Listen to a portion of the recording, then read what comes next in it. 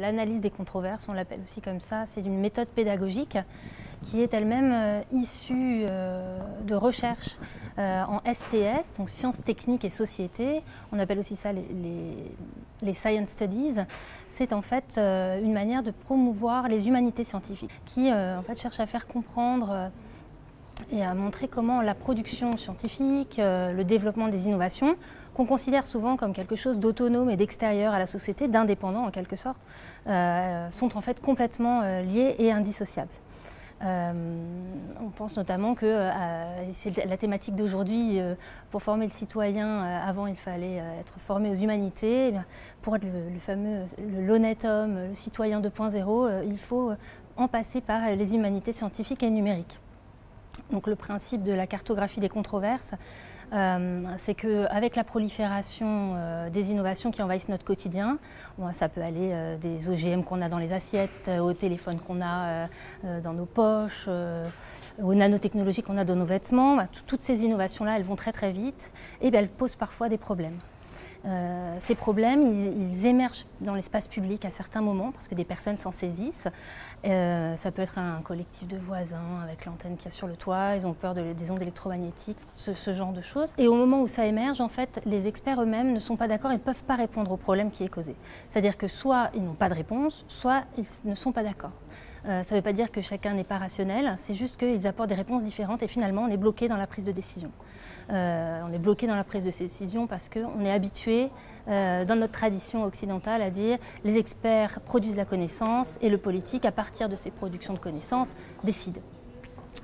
Avec les controverses, on se retrouve donc bloqué dans les décisions et la cartographie de controverses, elle cherche à sortir de ce paradigme-là et à aider les étudiants et les élèves à d'une certaine manière, désenmêler ces situations complexes en suivant de près les acteurs, les arguments qu'ils mobilisent, pour les aider à s'y retrouver, à s'orienter dans ces situations controversées, ces situations d'incertitude, et puis ensuite les aider à eux-mêmes négocier et prendre des décisions. C'est un peu le programme de l'analyse des controverses et la méthode qu'on souhaite promouvoir.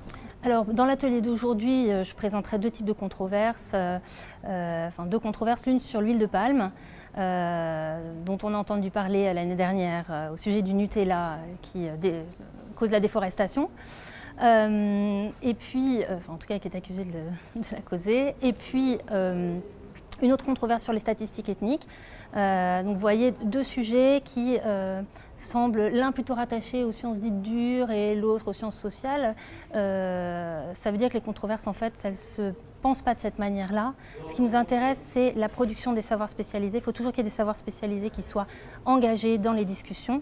Et quand on dit l'analyse des sciences et des techniques, encore une fois, ce n'est pas seulement les sciences de la nature, c'est tout type de science qui va avoir des effets sur la société, enfin au sein, qui va être mêlé à la société et donc la travailler. Vous l'avez compris, il y a une offre assez riche dans le programme pédagogique Forecast et du coup, on travaille beaucoup la modularisation. C'est-à-dire qu'on va toujours essayer de s'adapter aux différents publics et aux contraintes d'enseignement, quel que soit le type d'école, d'université, le niveau des étudiants. On a de toute façon des formats courts très variés, même si on a un contenu pédagogique avec des points communs dans tous les établissements. C'est vrai qu'on a des formats très contrastés d'enseignement. Pour l'instant, donc, on a une adaptation de l'analyse des controverses dans les lycées. Ça passe notamment par une intégration via les TPE et puis via le CJS, le MC. Dans les collèges, en fait, la question reste ouverte, c'est-à-dire que pour l'instant, on n'a pas encore de partenaires tels que des collèges et ça serait très intéressant de voir à quel moment, dans quel cadre on peut intégrer ce type d'approche, en fait, comme l'analyse de controverse.